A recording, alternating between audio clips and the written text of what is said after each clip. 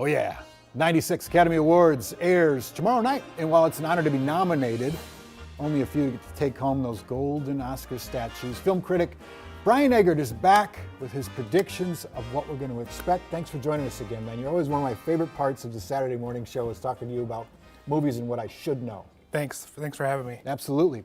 Let's start with Best Actor in a Leading Role. Here are the nominees. God, it's so cliche to say that. And here are the nominees. But here they are. And there's a bunch of incredible performances. What say you? Absolutely. I think everyone's worthy here, but my personal favorite pick and the likely winner, I think, is going to be Cillian Murphy for Oppenheimer.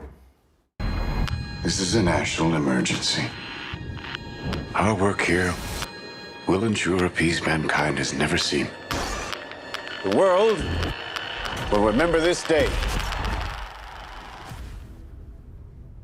Yeah, it was incredible. I mean, he deserves it. Absolutely, he does. Absolutely, he does. I've been following his career since 2002's 28 Days Later, and he consistently delivers great work, often in Christopher Nolan movies. But this is his first lead role in a Christopher Nolan movie. Yeah. And playing J. Robert Oppenheimer, you're playing a genius. You're playing a very flawed person who's under really intense circumstances. And a unique character. Very. The way he very. looks, he smokes, he talks, he thinks, he sounds like him. It was very, very. Absolutely. Like if you've seen footage of J. Robert Oppenheimer, he's exactly like him. Right. It's really impressive.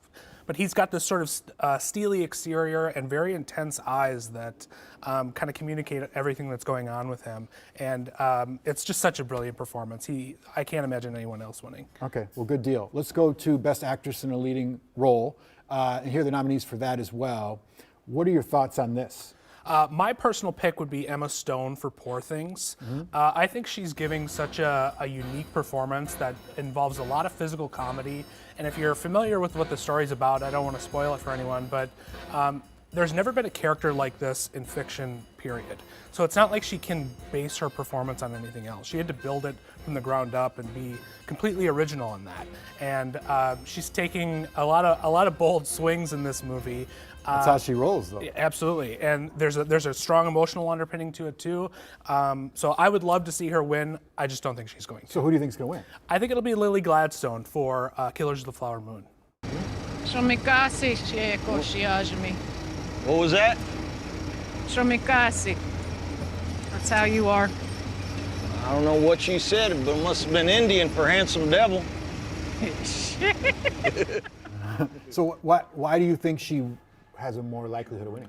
I think, this is a 3.5-hour movie and she's only in it for an hour. Okay. But the mark that she leaves on this film is it's like an illusion. You feel like she's been there the whole time. Okay. It's a very subtle performance that really gets to the core of what this story's about, and that she's containing a lot of her emotions behind sort of a hard to read exterior at times. A lot of small gestures and smiles and eye rolls in that scene that you just saw, but it's a deeply affecting performance that I think speaks measures to what the film is about. She'd be the first Native American woman to win this. Yeah. She won the SAG award too, so I think she's a shoo-in. Okay, there's your preemption. Yeah. All right, let's talk Best Directors. Here's the list of nominees for that. You got a bunch of wonderful movies, and Christopher Nolan's Oppenheimer is incredible. Do you think it's him up against Scorsese, or what are you thinking here? My personal pick would be Yorgos Lanthimos for Poor Things. I mean, I think he's made a movie that's basically like a Frankenstein's monster of a movie. There's a lot of disparate elements, and he brings them all together in a really impressive whole. Again, wild, really out there ideas that he makes seem like put together and really well assembled, even though so many strange things are happening. But I do think it'll be Christopher Nolan, deservedly so. I think it's his time to win. He's constantly been making great films for 25 years and kind of showing Hollywood that you don't need to do superhero movies to make a buck. You can make intelligent blockbusters. All right, what do you think about Best Picture then? Best Picture, I think I would love to see Poor Things. It was my favorite film of last year. Yeah. Movies aren't strange enough these days, and I think they need to be stranger. And this one knocks it out of the park. This one knocks that out of the park. Kubrickian. Yeah. Look at this. There are Kubrickian elements to it. Yeah, it's such a bizarre movie, and I just like a movie that it's hard to define and you can't compare it to anything else. Memento. Sure. Yeah. Totally. 2001. But I do think it'll be Oppenheimer, and again, I have no complaints about that. Absolutely fantastic movie. I mean, this is a 3-hour movie that made almost $1 billion. It's largely contained in rooms with people talking, and yet somehow people felt the need to go see this in the theater. Yeah. And all on attached to Barbie, though. and on 70 millimeter. Right. And they were talking about 70 millimeter, and you know, this is the most talked about movie of the year. I think absolutely people are going to go see it. Yeah. Or get the. It's going to win the Oscar because of that, because so many people are talking about it.